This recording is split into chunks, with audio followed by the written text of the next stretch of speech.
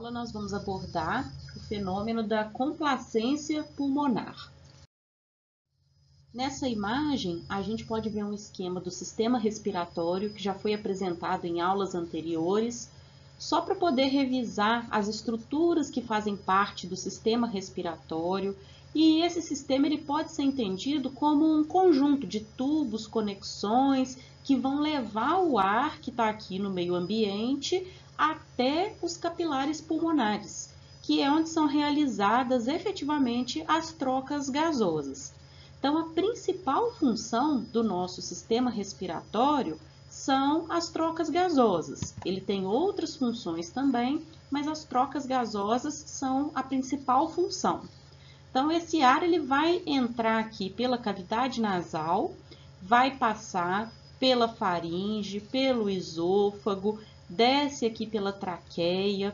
Aí nós temos os brônquios, nós temos o brônquio direito e o brônquio esquerdo, os bronquíolos. Dos bronquíolos, o ar ele vai chegar então nos sacos alveolares. A gente tem aqui os nossos alvéolos, que são essas estruturas de formato arredondado, altamente irrigadas por capilares sanguíneos, e vai ser aqui dentro do saco alveolar, quando ele tem contato aqui com os capilares sanguíneos, é que vai ocorrer a troca gasosa. A respiração vai iniciar, então, lá no nosso nariz. É pelo nariz que o oxigênio vai embarcar na aventura da respiração. Os pelos dentro ali do nariz, eles servem como um filtro. Eles seguram aquelas sujeirinhas que podem estar presentes no ar e que podem causar problemas para o nosso sistema respiratório. Depois que o ar passa pela barreira de pelos, o oxigênio ele vai começar então a viajar, passando pela laringe, por um longo túnel que é a traqueia, vai entrar nos brônquios, que são aqueles canais que dão acesso aos pulmões, e o pulmão então ele se enche de ar. Isso aí é o mecanismo da inspiração. Quando o ar entra no pulmão, o oxigênio ele vai até os alvéolos, que parecem umas uvinhas, são aquelas estruturas arredondadas. E lá dentro dos alvéolos, o oxigênio ele vai trocar de lugar com o gás carbônico. Em seguida, o oxigênio ele vai seguir viagem de carona ali nas hemácias, né, que são os nossos glóbulos vermelhos, que parecem como umas boias descendo um rio. E o gás carbônico? O gás carbônico vai fazer o caminho de volta. Ele vai subir todo o caminho, passando pelos brônquios, pela traqueia, pela laringe, até sair do nosso corpo pelo nariz outra vez. E aí o pulmão vai se esvaziar. Esse é o mecanismo da expiração. Toda essa viagem ela ocorre em menos de 5 segundos e ocorre sem parar. A gente está inspirando e expirando o tempo todo. Não é um mecanismo voluntário, ocorre de forma involuntária. Essa aula sobre complacência pulmonar está sendo ministrada no primeiro semestre de 2020. Nós estamos vivendo uma pandemia e a gente não pode falar do sistema respiratório sem mencionar os espirros, as tosses, que são formas de defesa mecânica do nosso corpo contra agentes invasores. Então, o espirro, por exemplo, ele é uma forma que o nosso corpo encontrou para se proteger. Quando alguma sujeirinha invade o nariz, a pessoa vai e espirra, né? O ar ele vai sair em grande quantidade, com muita força, e essa expulsão do ar vai ser capaz de expulsar aquela sujeirinha. Quando a gente fala de sujeirinha, pode ser um pequeno grão de poeira, pode ser um micro-organismo, uma bactéria, um vírus, um fungo. Então, o espirro ele é um mecanismo mecânico de defesa do nosso corpo contra esses agentes invasores.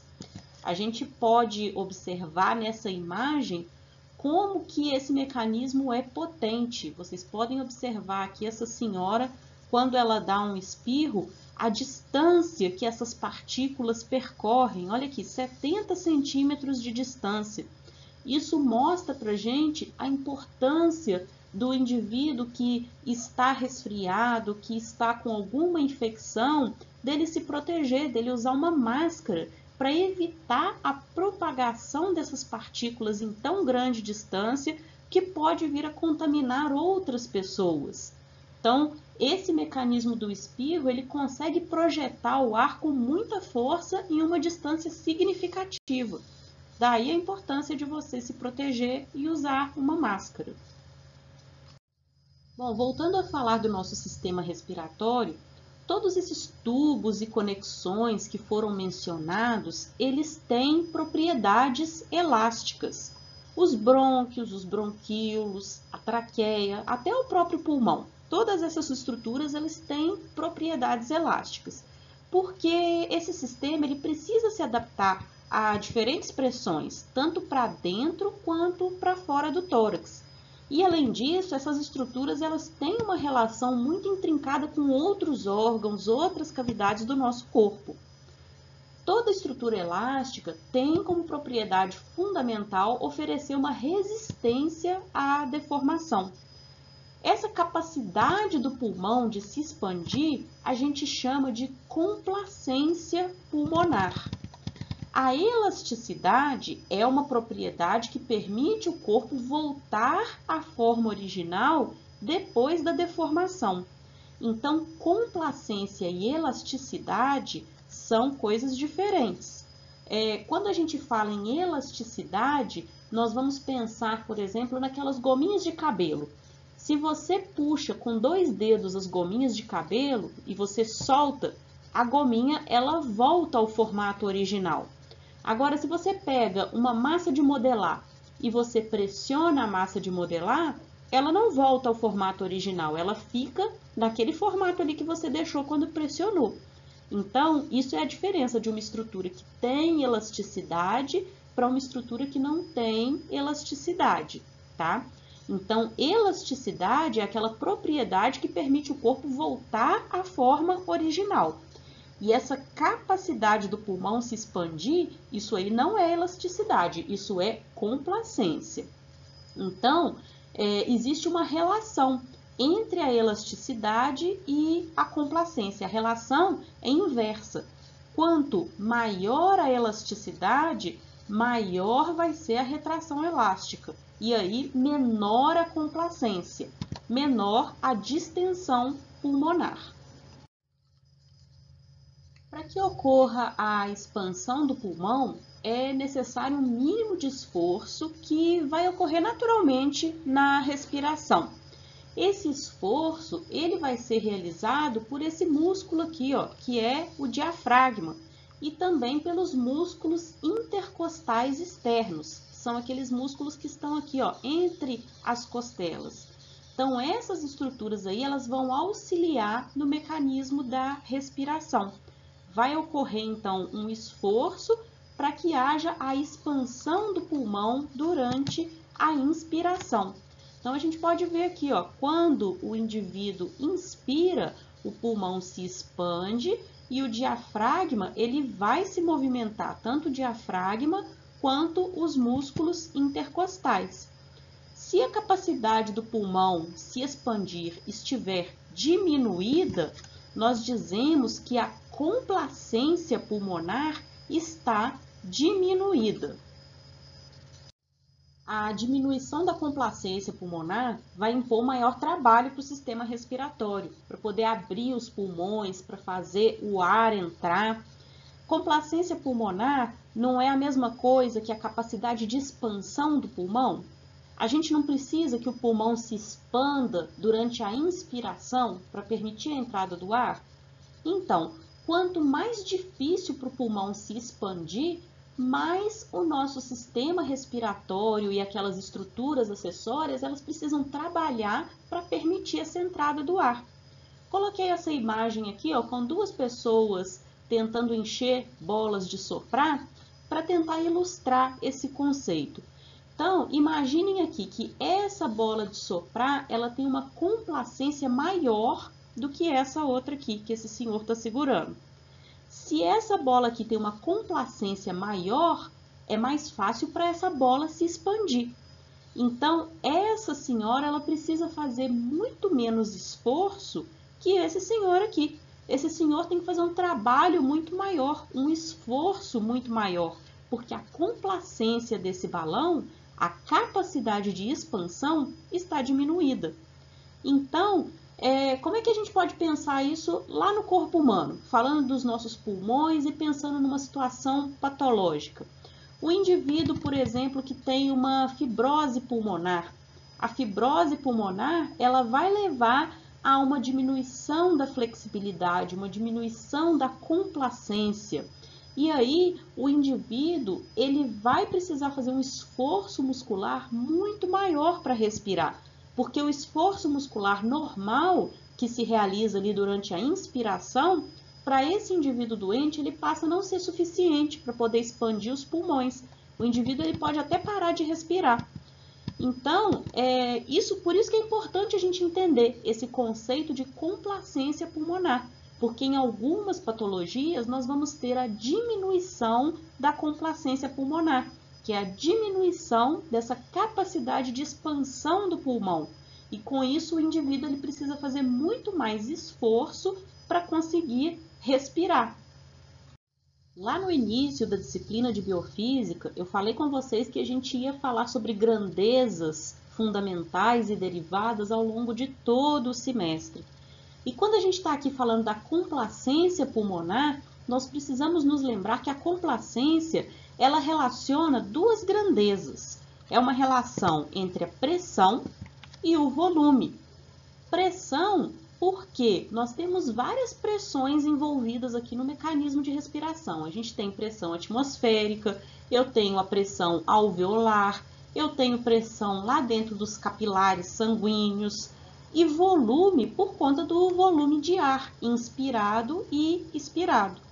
Então, quando eu estou falando da complacência, eu estou falando ali da quantidade de ar que entra pelas vias aéreas, o quanto que o pulmão é capaz de se distender para poder acomodar esse volume de ar que está entrando pelas vias aéreas. É muito importante a gente ter em mente que a variação de volume ela é muito maior do que a variação de pressão. Então, a gente pode falar que a complacência ela é basicamente volume dependente. Então, nós temos interferência dessas duas grandezas, da pressão e do volume, mas o volume impacta muito mais na complacência pulmonar do que a pressão. E quando eu estou falando de volume, estou falando de volume de ar. Normalmente, a variação da pressão ela é entre menos 5 e menos 10 centímetros de água. O nosso pulmão ele é bem distensível. Para cada variação de 1 centímetro de água, vai ocorrer uma variação de 200 ml de ar. Então, o volume ele varia muito mais do que a pressão. Um outro conceito que a gente precisa trazer quando está falando de sistema respiratório é o fenômeno do pneumotórax. Pneumotórax é a presença de ar entre as duas camadas da pleura, que é essa membrana fininha e transparente aqui, ó, que reveste os pulmões. Ela tem duas camadas e serve aqui para revestir os pulmões no interior aqui da parede torácica. Quando ocorre o pneumotórax, quando ocorre a perfuração dessa pleura, a gente vai ter então um colapso parcial ou total do pulmão do indivíduo. Os sintomas que esse paciente vai apresentar vai ser dificuldade respiratória, dor torácica e o pneumotórax ele vai acontecer quando o ar ambiente ele escoa para esse espaço aqui entre os pulmões e a parede torácica. Então, essa lesão aqui, ela pode causar esse pneumotórax. Essa lesão, ela pode ser um acidente, pode ser devido a determinado procedimento médico. E nessa situação, vai ser necessária a utilização de uma agulha, de um tubo de ar, para poder remover esse excesso de ar e para que o pulmão ele possa reinflar. Eu coloquei esse gráfico aqui relacionando pressão e volume só para a gente poder entender o que acontece durante a inspiração e a expiração. Nós temos 3 linhas representadas nesse gráfico aqui, mostrando a alteração da pressão e do volume de ar no tórax, a variação da pressão e do volume de ar nos pulmões, e aqui essa curva em S, que é um somatório dessa variação, porque o tórax e os pulmões eles estão trabalhando em conjunto. Então, a gente pode avaliar essa curva aqui como um somatório da variação da pressão no tórax e a variação da pressão e do volume nos pulmões.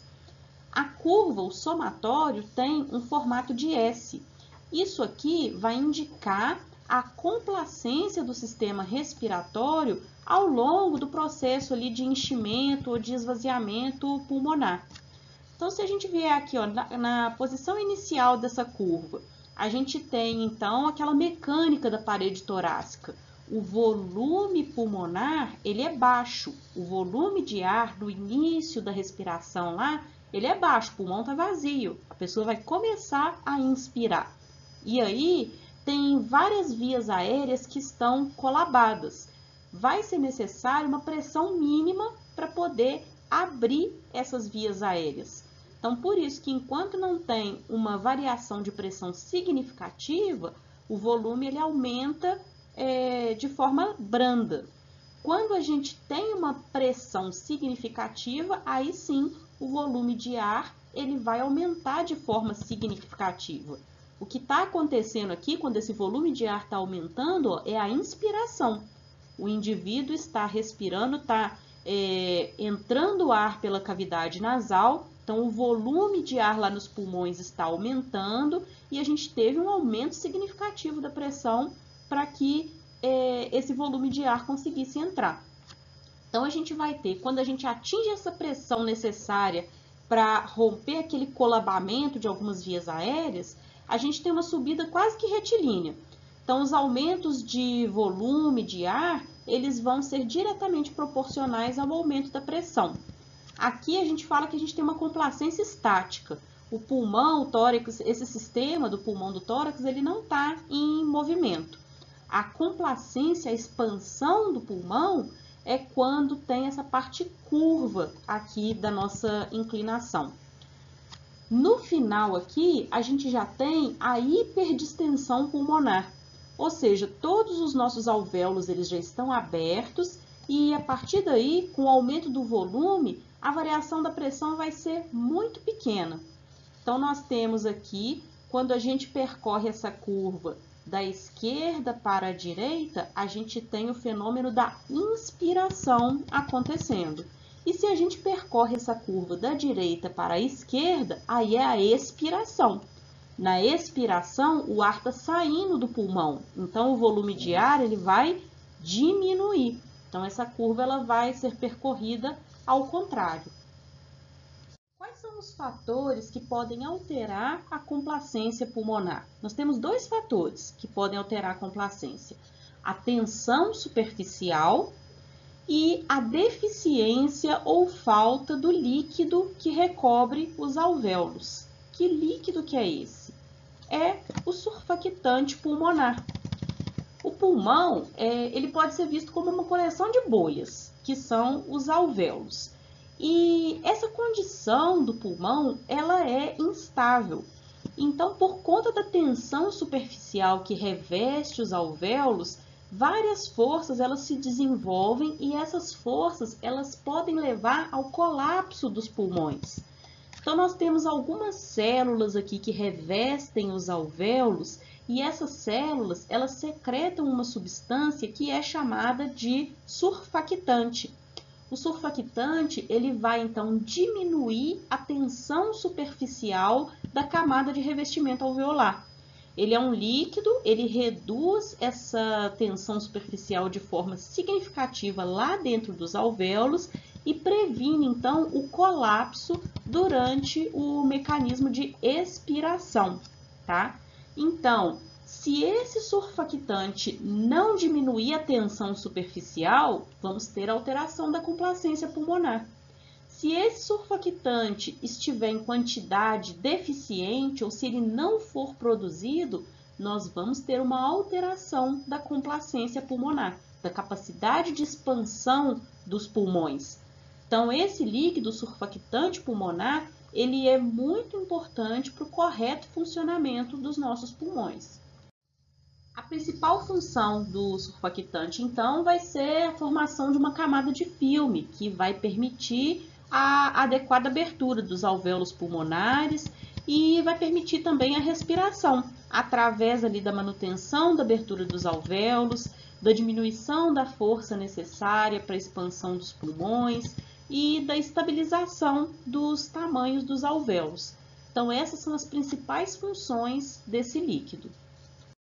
Bom, pessoal, os conceitos que a gente precisava abordar para finalizar a biofísica da respiração eram esses. Desejo a todos bons estudos e até a próxima.